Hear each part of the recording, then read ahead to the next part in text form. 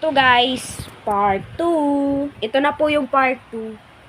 Nagdodrawing Part po. 2. Part 2 na See po you guys ito. for part 3. Meron pa pong part 3.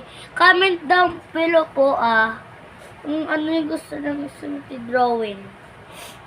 Ha? Pwede na po part 3. Meron din po part 3. Hanggang ilang part? Part 2 lang, hanggang part 2 lang. Ako hanggang part 2 lang. Kasi tapos na ako, ikaw hindi pa. Basta ba't may na-comment down below na gusto na lang i-draw natin, draw na natin. Sige.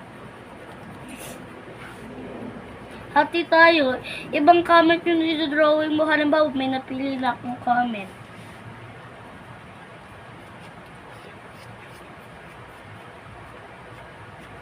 Okay, tapos na ako. It's painting time! But